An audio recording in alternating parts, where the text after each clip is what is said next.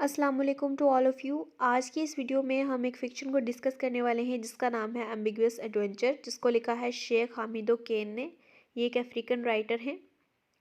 तो इस वीडियो के अंदर हम नावल का इंट्रोडक्शन और ऑथर का introduction, meaning of the title, character, summary और इम्पोर्टेंट थीम्स को डिस्कस करेंगे। तो वक्त ज़ाया किए बगैर वीडियो शुरू करते हैं। सबसे पहले हम इसके ऑथर का इंट्रोडक्शन देखते हैं, उसके बाद हम नावल का इंट्रोडक्शन देखेंगे। Author Sheikh Hamido Kane was a prominent Senegalese writer, politician, and education advocate. He was born on April 3, 1928 in Mater, Senegal. Kane was raised in a traditional Muslim family and received a Western education at a French colonial school. This upbringing inspired his interest in exploring the themes of cultural identity and the clashes between traditional and modern values, which are prominent in his most famous work, Ambiguous Adventure. ये जो writer हैं ये Senegal से belong करते हैं, जो कि waste Africa का एक पार्ट है। तो ये पोस्ट कलोनियल नावल है। पोस्ट कलोनियलिज्म का एरा जो है वो 1945 के बाद स्टार्ट होता है। तो ये पोस्ट कलोनियल नावल है, तो मोस्टली इसके अंदर प्रोमिनेंट थीम भी यही है। अब हम नावल का इंट्रोडक्शन देखते हैं। The novel published in 1961, Ambiguous Adventure is a semi-autobiographical novel that follows the story of Samba Diallo, a young Senegalese boy who is sent to French school to receive a Western education. Just like the Sheikh Hamidou Kane story में भी जो protagonist है वो भी Senegal का रिहायशी है, जिसे भेजा जाता है फ्रेंच स्कूल में वेस्टर्न एजुकेशन सीखने के लिए। As Samba becomes increasingly torn between his traditional Muslim upbringing and his desire for a Western education, he is forced to confront the contradiction and complexities of his own identity. ये आपको novel के title के meaning से ही पता चलेगा कि इसका क्या मतलब है, कि जब वो अपने रिलीजियस एजुकेशन के साथ साथ वेस्टर्न एजुकेशन को स्टडी करता है, तो उसकी जो आइडेंटिटी है वो कम्प्लेक्स हो जाती है, ड्यूअलिटी आ जाती है उसमें, क्योंकि वो बहुत जो कल्चर्स होते हैं उनका मिक्सचर बन जाती है। तो वो इन दोनों कल्चर्स के दरमियान जो है वो फंस जाता है। अब हम इसके टाइटल के मीनिंग को देखते हैं। Meaning of the title, the ambiguous adventure suggest. सबसे पहले एम्बिगुअस का मतलब हम देखते हैं। एम्बिगुअस का मतलब होता है अनक्लियर, ठीक है, उर्दू में जिसको हम कहते हैं मशकूक। The ambiguous introduction suggests a journey or quest that is uncertain or unclear in its outcome and that may be characterized by conflictory or contradictory element. This is reflective of the central character journey in the novel as he seeks to navigate the tension between his traditional Islamic upbringing and the Western education he receives in a French school. The title refers to the central character's search for identity and meaning in a world that is rapidly changing due to colonialism and modernization. ठीक है, ये जो title है ये refer करता है central character जो कि सांबा है, उसकी क्वेस्ट फॉर आइडेंटिटी, ठीक है, जो वो अपनी आइडेंटिटी को तलाश नहीं कर पा रहा इस दुनिया में जो कि कोलोनाइजेशन की वजह से और मॉडर्नाइजेशन की वजह से तेज़ी से बदल रही है। अब हम इस नावल के कुछ इंपॉर्टेंट कैरेक्टर्स को डिस्कस करते हैं। सबसे पहला और मोस्ट इंपॉर्टेंट कैरेक्टर है हमारे पास, जो कि हमारी स्टोरी का प्रोटैगनिस्ट है। उसका नाम है सांबा डियालो, जो कि डियालो कबीले से बिलोंग करता है, क्योंकि उसके जो लोग हैं कबीले के, वो इस उम्मीद से हैं कि यही हमारा सरबराह बनेगा। तो उसे एज अ चाइल्ड सांबा को भेजा जाता है ग्लोइंग हर्ट में, ताकि वो तमाम रिलीजियस टीचिंग्स को सीख सके। उसके बाद उसे पेरिस भेज दिया जाता है ताकि वो फिलोसफी और साइंस को भी स्टडी कर सके। With time he becomes well endured in aspect of science, politics, religion and philosophy. वक्त के साथ साथ वो ये सारी चीज़ें सीख लेता है। However, as he discusses these aspects with people in the course of his ambiguous adventure, Samba Diallo later realizes that he is not at ease in any of the aspect he internalized over time. जब अपने ambiguous adventure में वो इन चीज़ों को recall करता है, तो वो ये रियलाइज़ करता है कि वो इस तरह के किसी भी एस्पेक्ट में कंफर्टेबल नहीं है। When he is later recalled to Africa, जब उसे वापस अफ्रीका बुलाया जाता है बाद में, he somewhere manages to experience a return of his faith paradoxically at the moment of his demise. तो वापस आकर जो उसका lost faith होता है वो उसे किसी तरह पे दोबारा से मिलता है। किस मोमेंट पे? जब उसकी डेथ का मोमेंट होता है। अब नेक्स्ट कैरेक्टर जो हम डिस्कस करने वाले हैं वो है थाइनो का कैरेक्टर। थाइनो को ना ये सांबा का टीचर है। Thierno is spiritual leader in the novel who is obsessed with spiritualism and religious matters. He only has two facets to his life. उसकी ज़िंदगी के दो ही मकसद हैं, the work of the spirit and the work of the field. Being quite old and emaciated as well as shrunken by mortification, contrastingly he takes enthusiasm for mystic meditations. ठीक है, इसके बाद हमारे पास नेक्स्ट कैरेक्टर है the most royal lady. ये कौन है? ये the most royal lady is the older sister of Diallo chief and Samba Diallo's aunt. Ironically, she is the most feared person by the countryside more than her brother who is in fact chief. ठीक है, ये वो lady हैं जो कि samba को और samba को भेजती हैं, इनकरेज करती हैं कि इसको बाहर के मुल्क में स्टडी करने के लिए जाना चाहिए। अब हम इस नॉवल की समरी को स्टार्ट करते हैं।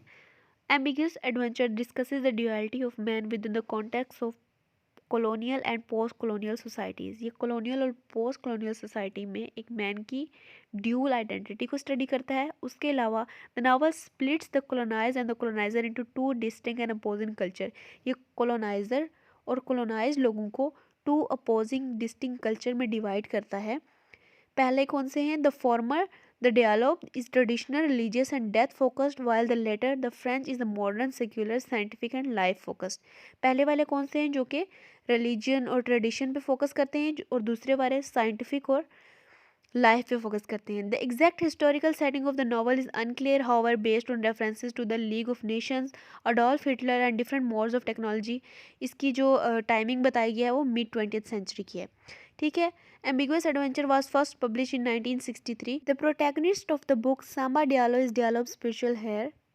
ये प्रोटैगनिस्ट इस बुक का जो है वो डियालो कबीले का रूहानी वारिस है। To prepare for his role as spiritual leader, Samba is sent to Thierno to learn the customs and tradition of the position he is to inherit. क्योंकि आपको मैंने पहले भी बताया कि ये उस कबीले का सरबराह बनने जा रहा होता है, तो इसे रिलीजन कस्टम को सीखने के लिए एक टीचर के पास भेजा जाता है जिसका नाम है थायरनो। He is stern and demanding teacher and Samba is often exhausted after his lesson. Samba is being groomed to take over Thairno position one day. जो उसका जो टीचर है वो काफ़ी सख्त और डिमांडिंग है, तो वो काफ़ी एग्जॉस्ट हो जाता है उसके लेसन्स लेने के बाद। तो सांबा को इसलिए तैयार किया जा रहा है ताकि एक दिन वो इस थायरनो की पोजीशन को संभाल सके। अब उसके बाद क्या होता है? Diallo faces poverty and starvation as a consequence of French colonialism. The French built schools around Senegal and forced the people to attend this school in an effort to encourage the adoption of French culture. अब क्या हुआ है कि colonialism हो गई है, French colonialism. French लोगों ने आके इन पे कब्ज़ा कर लिया है, जिसकी वजह से इनके हालात बहुत ख़राब हो गए हैं और वो फोर्स कर रहे हैं ताकि लोग ये जो फ्रेंच कल्चर है इसको सीखें। Most of the adult at the village are against school including Thierno. बहुत सारे लोग जो होते हैं इस चीज़ के ख़िलाफ़ होते हैं, क्योंकि वो समझते हैं कि अगर बच्चे ये सीखना शुरू कर देंगे तो वो अपनी रिलीजियस जो उनकी नॉर्म्स हैं उनको भूल जाएंगे। उसके बाद क्या होता है? However the most royal lady, जिनका हमने करेक्टर्स में भी जिक्र किया है, ऑफ डेवलप सामाज art persuade Thierno to let Samba attend a French school so he can learn the sophisticated European ways and bring into Senegal. Samba completes his training under the Haino and leaves to attend. अब क्या होता है कि वो most royal lady जो है इन सबको encourage करती है कि उसको जाना चाहिए ताकि वो यूरोपियंस के सोफिस्टिकेटेड तरीके सीख के आए और हमारे सेनेगल के लोगों के हालात को बेहतर कर सके। And leaves to attend his western education at the French school, और उसे भेज दिया जाता है। In school, Samba excels in his lessons. His thoughtful and analytical nature steered him toward trying to understand Western ideals and values. Samba वहाँ जो है उसकी जो progress होती है वो बहुत अच्छी होती है। Samba comes to assimilate these ideals and he concludes that he can practice his religion. वो कहता है कि वो इस चीज़ के साथ साथ अपने religion को maintain कर सकता है। He also believes that this can ultimately benefit his people. और ये जो कुछ भी वो सीख रहा है ये अल्टीमेटली उसके लोगों का ही फ़ायदा है। After finishing school, Samba expresses his desire to study abroad. उसके बाद जो है वो सैम्बा ये डिज़ायर ज़ाहिर करता है कि वो अब्रॉड स्टडी करना चाहता है। His father is reluctant, fearing that Samba would eventually abandon his culture. उसके फादर को ये खौफ होता है कि ये अपने कल्चर को तर्क कर देगा, छोड़ देगा, तो उसको इस बात का डर होता है। हावर फादर लेक्रोक्सिक, ये भी एक करेक्टर बताया गया है जो कि उसके बाप को कन्विंस करता है कि ये ज़रूरी है कि सैम्बा को बाहर भेजा जाए ताकि वो इस दुनिया में जो अपना रास्ता है वो उसे तलाश कर सके। उसके बाद हमारे पास नॉवल का सेकंड पार्ट है। Second part of the novel, Samba is in Paris. There he studies philosophy and learns about every kind of religion and ideology. The more he studies the more he feels that he is abandoning his faith. अब जैसे जैसे वो वहाँ पे study कर रहा है उसे ऐसे लग रहा है कि वो अपने रिलीजन से दूर होता जा रहा है। He finds himself coming to understand and accept European capitalism and atheism. He finds himself coming to understand and accept European capitalism and atheism. उसे लगता है कि वो यूरोपियन की तरह कैपिटलिज्म को एक्सेप्ट करने लग गया है। Samba's father writes to him pleading with him to come before he completely rejects his fate and culture.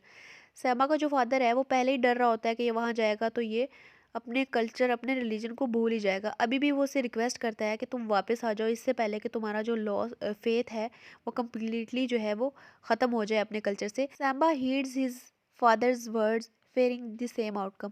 अब वो अपने बाप की बातों पे ध्यान तो देखता है और वो इस नतीजे से भी डर रहा होता है कि कहीं ऐसा बिल्कुल हो ही ना जाए। However, when he returns to Senegal, he realizes that he no longer belongs with the people of dialogue. In the years that he has been away, Tharno he had passed away, faced with the growing disillusionment and ambiguity, he decided to visit Tharno's grave. अब जब वो वापस आता है तो उसे realise होता है कि वो तो बहुत बदल चुका है उस वेस्टर्न कल्चर में रह रह के। अपने कबीले के लोगों से तो वो बिल्कुल ही मुख्तलिफ है और उसे ये भी पता चलता है कि जो उसका उस्ताद था उसकी भी डेथ हो गई है। तो वो डिसाइड करता है कि वो उसकी कब्र पे जाएगा। Sama goes to visit Tharno's grave with a man known as the Fool. He was an old student of Tharno who suffered a mental breakdown while studying abroad and never came to be his old self again. अब सामा जो होता है वो अपने उस्ताद थैरनो की कब्र पर जाता है, किसके साथ? एक आदमी के साथ जिसको जिसको एज अ फूल बुलाते हैं। क्यों? क्योंकि वो अब्रॉड गया था स्टडी करने के लिए, वहाँ उसे मेंटल ब्रेकडाउन हो गया जिसके बाद वो कभी भी दोबारा अपनी हालत में वापस नहीं आ सका। At the grave Sama is unable to pray.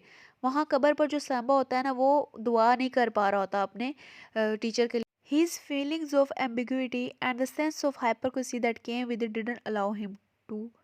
अब क्या हुआ है कि वो अपने जो रिलीजन है उसके बारे में काफ़ी जो है उसका फेथ नहीं वैसा रहा जैसे उसका था, और वो खुद को अब मुनाफिक समझ रहा है कि उसने अपने रिलीजन के साथ जो है मुनाफिकत की है, तो ये उसे अलाउ नहीं कर रहा कि वो वहाँ दुआ मांग सके। The fool on seeing Samba's unwillingness to pray is enraged, convinced that he is deliberately disrespecting their teacher। अब फूल को क्या लगता है कि वो मेरे टीचर को डिसरिस्पेक्ट कर रहा है वहाँ पे खड़े हो। इस बात पर जो है फूल को बहुत गुस्सा आता है और वो सैम्बा को हिट करता है उसकी चेस्ट पे, और वो वहीं अपने जो टीचर की पाँव वाली साइड पे वहीं गिर जाता है और उसकी वहीं डेथ हो जाती है। He sees and afterward the place where he hears that there exists no hypocrisy or ambiguity, where one's faith and culture are the same। उसे उसे एक पता होता है कि आखिरत वो जगह है जहाँ पे कोई मुनाफ़क़त, कोई जो एम्बिग्विटी वो फेथ या कल्चर के बारे में नहीं होती। In his death Samba finds peace. अब वो मर के उसे सुकून मिलता है, जीते जी तो वो उन कल्चर के वो जो मिक्सचर है उसमें फंसा हुआ होता है। Putting to rest the warring forces of his faith and his ideals. इससे हमें क्या सबक मिलता है सैम्बा की डेथ से? कि that cultural identity is very important and we should strive hard to preserve it। Overall हमें ये जो नावल है ये लेसन देता है कि किसी भी कल्चर में सरवाइव करने के लिए हमें ट्रेडिशन और मॉडर्नाइजेशन के दरमियान बैलेंस रखना ज़रूरी होता है। ओवरऑल ये नावल हमें मैसेज देता है कि एक कल्चर में सरवाइव करने के लिए ट्रेडिशन और मॉडर्नाइजेशन में बैलेंस रखना ज़रूरी है, ताकि हम चेंजिंग वर्ल्ड के साथ साथ अपनी आइडेंटिटी को भी बरकरार रख सकें, ताकि हम मॉडर्न वर्ल्ड के साथ भी चल सकें और अपनी कल्चर आइडेंटिटी हमें सेक्रीफाइस ना करनी पड़े। इसलिए दोनों चीज़ों को बैलेंस रखना चाहिए। उसके बाद नावल के अंदर कुछ इंपॉर्टेंट थीम्स को हाईलाइट किया गया है जिनको हम डिस्कस करने वाले हैं। सबसे पहले है Samba struggle for colonial education. Samba struggle for colonial education is a central theme in Sheikh Hamidou Kane's novel Ambiguous Adventure। Samba is a young Senegal boy who is sent to French colonial school in order to receive a Western education। At the school, Samba learns French and Western subject, but he also begins to feel a sense of alienation from his own culture and tradition। जाहिर सी बात है जब वो अपने culture को वहाँ पे छोड़ के आया और नए कल्चर को आके सीख रहा है तो वो खुद को अलाइनेटेड महसूस कर रहा है, तनहा महसूस कर रहा है, क्योंकि वो अपने कल्चर और ट्रेडिशन से दूर है। He becomes torn between his desire to embrace the western education and his loyalty to his African roots. वो फंस जाता है, एक तो वो वेस्टर्न एजुकेशन को भी हासिल करना चाह रहा है, दूसरा वो अपने कल्चर को भी नहीं छोड़ना चाह रहा। तो वो उसके जो थॉट्स हैं, उसके जो फेथ है वो एम्बिगुअस हो चुका है। Samba's struggle for education reflects the border tension between colonialism and traditional African culture। The French colonial administration sees education as a tool to assimilate the African population into the French culture, while Samba's father and other traditional African leaders see education as a mean of preserve their culture and resist colonialism। French administration education को ऐसे लेते थे ताकि वो जो African culture के लोगों को अपने कल्चर में डालने के लिए वो एजुकेशन का इस्तेमाल करते थे, लेकिन जो कि सांबाज के जो फादर थे और अदर ट्रेडिशनल अफ्रीकन लीडर्स वो ये समझते थे कि अपने ट्रेडिशन को प्रिजर्व करने के लिए इनको कॉलोनियलिज्म का मुकाबला करने के लिए, उसको रेजिस्ट करने के लिए उन्हें एजुकेशन ज़रूरी है हासिल करना। Throughout the novel, Samba grapples with the conflicting demands of his education and his cultural heritage। He ultimately realizes that he cannot fully embrace either one without betraying the other, and this realization leads him to join a movement to resist colonialism and reclaim African identity. पूरे novel में जो सैमा का character है वो इस conflict में है कि या तो उसे अपने रिलीजन को मेंटेन रखना है या उसे एजुकेशन हासिल करनी है। एंड पे उसे रियलाइज़ होता है कि जो उसका कल्चर है, उसका रिलीजन है, वो ज़्यादा इंपॉर्टेंट है, और फिर वो वापस आ जाता है और रेजिस्ट करता है कॉलोनियलिज्म को एंड रिक्लेम अफ्रीकन आइडेंटिटी, और अपनी अफ्रीकन आइडेंटिटी के साथ जो है वो वापस आता है।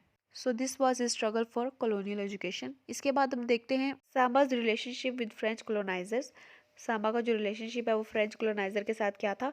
शुरू में जो है वो सांबा जो बड़े इंटरेस्ट के साथ वो स्टडी करता है, क्योंकि उसे लगता होता है कि एजुकेशन के ज़रिए वो अपनी लाइफ को बेहतर बना सकता है और अपने लोगों की लाइफ को बेहतर बना सकता है।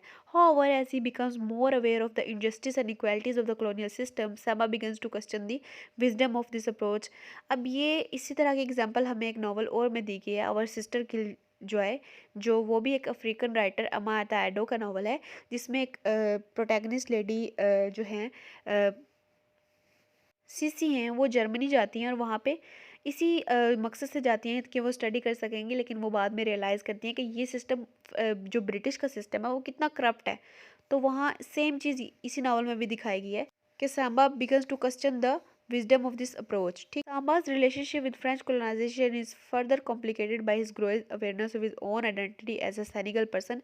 As he becomes more in touch with his own culture and tradition, he becomes increasingly critical of the French attempts to impose their own culture and values on the people of the Senegal. ठीक है, उसके बाद जो है उसे realise होता है कि ये फ्रेंच लोग तो अपना ही जो है कल्चर हमें फोर्स कर रहे हैं अडॉप्ट करने के लिए। In the end Samba rejects the French colonial system altogether and embraces his own culture and traditions. His relationship with the French colonizer is one of the both attraction and resistance, as he struggles to find a way to reconcile his own identity with the colonial system that surrounds him.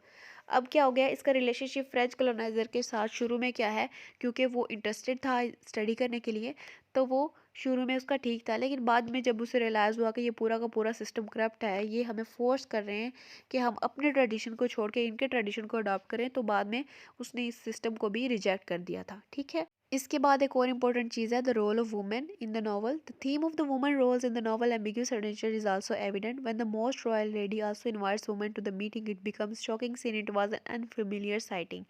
The most royal lady additionally apologizes for going against the custom and inviting the woman to tag along to the meeting.